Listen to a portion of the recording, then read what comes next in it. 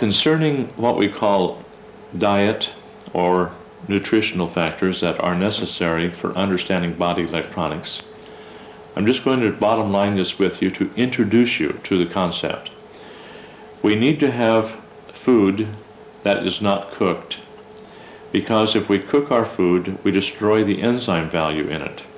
And the enzymes are destroyed roughly at 116 degrees Fahrenheit, which is just barely warming it up. Now, the most important part of this is we have to have these enzymes that help to digest the food, or else the pancreas then has to secrete enzymes which will then be utilized to digest the food. And this creates an enzyme drain on the body, and the enzymes from the body are gradually depleted until the body no longer functions. And we have what we call enzyme depletion or deficiency in the body. So what we have to do, we have to put additional enzymes coming from a natural source, a vegetarian source preferably, back into the body to correct long-standing enzyme deficiencies, wherein the food that we eat that is fresh and raw helps to digest the fresh and raw food. The enzymes in the food help to digest it, but it's not enough to correct the long-standing enzyme deficiencies.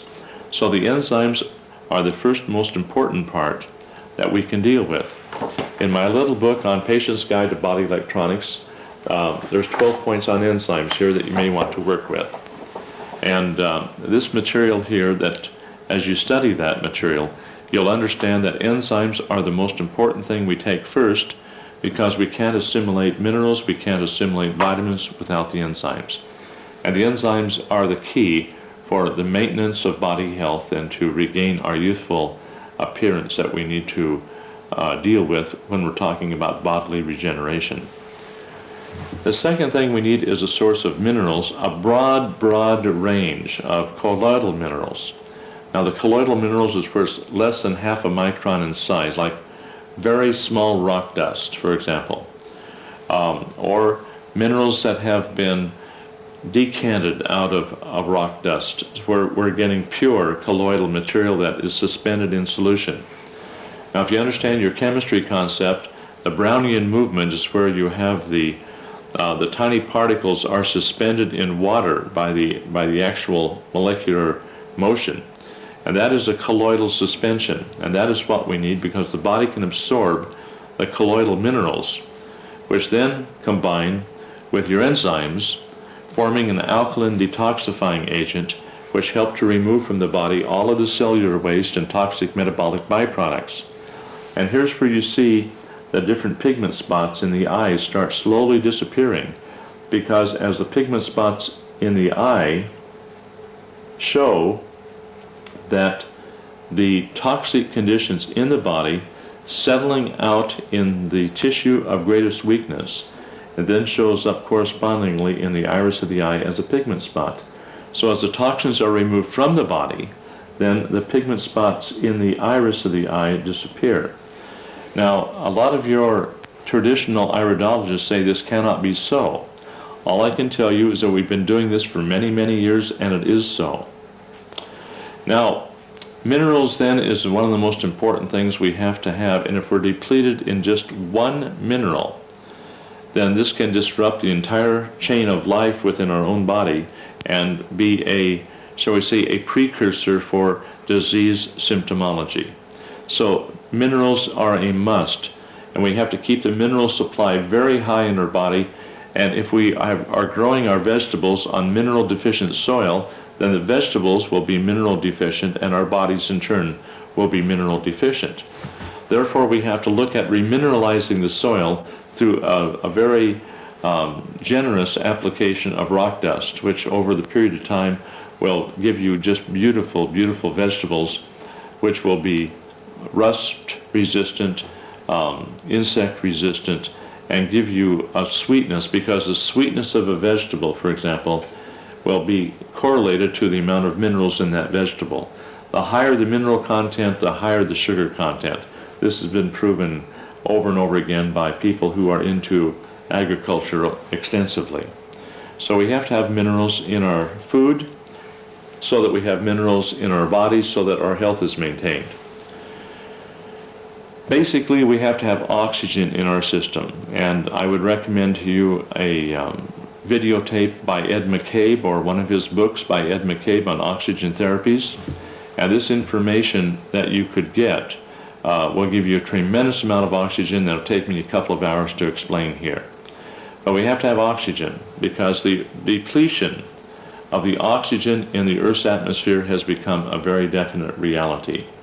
And as our depletion of oxygen in the Earth's atmosphere, as taught originally back in 1945 by Walter Russell, he showed that eventually we would have extensive leukemia, immune system disorders, and disease symptomology because the oxygen is not available for the biological activity of our bodies. So we have to have oxygen. We have to have something like essential fatty acids, which will be discussed later on other tapes.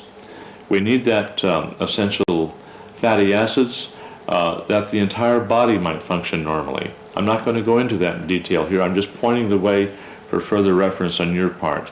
The material here in the Patient Guide to Body Electronics has the 12 points on essential fatty acids by Dr. Doug Morrison, and that should be quite of interest to you. You need to have vitamins, but you cannot absorb vitamins in the body without minerals and without enzymes. And many people take handfuls and handfuls of vitamins to no effect because they're deficient in minerals and they are deficient in enzymes. So this is something that you need to consider. We need a friendly acidophilus to keep continually established in our gut or our small intestine area, so that we'll be able to assimilate the nutrients that our body requires and to synthesize other nutrients that the body cannot synthesize without the acidophilus. It's a friendly flora in our intestinal tract. I might add that many people who are on drugs and medications, this destroys the acidophilus, and every good medical doctor will tell you as they give you a medication that you must take acidophilus with this to keep the friendly flora going very well in the intestines, or else we're subject to both constipation and or diarrhea, depending upon the nature of the medication. And I might add also the constitution of our physical body. But the acidophilus is killed by oral antimicrobial drugs and things of this caliber. Okay, the next thing we really have to look at carefully is protein. I'd like to discuss this for just a moment. The protein we have to have. I'm just going to explain it so that you have something to think about and to study in a future sense. If you heat protein above 110 degrees Fahrenheit, which is barely warming it up, you destroy tryptophan and you destroy lysine, which are 2 of the 8 essential amino acids. Now, we have to have all 8 amino acids or proteins in our system. And if all 8 are not there, then we're unable to synthesize, shall I use the word manufacture and secrete, the other 12 necessary amino acids for total body health. Now, let me explain it to you this way. There are some hormones that require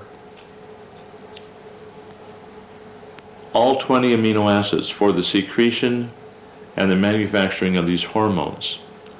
Now, these substances act as a catalytic agent in the body for exothermic, endothermic reactions, which are the result of biological transmutation of elements as the body goes through the process of what we call a healing crisis. We'll discuss about that in a couple of moments. Now, this necessary adjunct of the diet, this protein, is exceedingly important. And if people are eating nothing but cooked food in their diet, then they're automatically going to be protein deficient, and therefore they're automatically going to be hormone deficient, because all the hormones, including shall we say, all of the amino acids, including the 8 essential amino acids, have to be present, that the hormones might be manufactured and secreted properly. So we need to have a good source of raw protein. Raw fish is a good source, eggs is a good source, unheated bee pollen is a good source, any type of unheated protein is a good source. Many of your sprouts and seeds that are germinated and so on, all of these are a good source of protein. And the next thing that we do need to determine our health are those things that will enhance the immune system. And one of these is like your kiwi fruit, where you have a material called actinidin. It's a proteolytic enzyme. This helps to boost the immune system as well as digest your protein. The work done on proteolytic enzymes by Dr. King from Hawaii, he has proven conclusively that your immune system is enhanced by incorporating orally the proteolytic enzymes into the system, and it can boost your immune system up as high as 2,000%. This is quite a boost in the immune response. This is what we have seen. So we need to consider the immune response and those proteolytic enzymes like your actinidin in kiwi fruit and your papain in your papaya or pawpaw, and this comes from the mature green pawpaw. There's much that can be said there. But this is what we have to look at carefully as a source of boosting the immune system. There's many different techniques today which are destroying the immune system, and those things that destroy the immune system will take away health from the body permanently. What we want to do is to boost the immune system so the body is capable of healing properly and regenerating. So you have your enzymes, your minerals, your essential fatty acids, your proteins, your vitamins, your oxygen, and there are several other factors that we won't go into at this time, but those will be determined by an iris sclera integrated diagnosis to determine exactly what do we have to do to correct the conditions that we see that will be unique to the individual.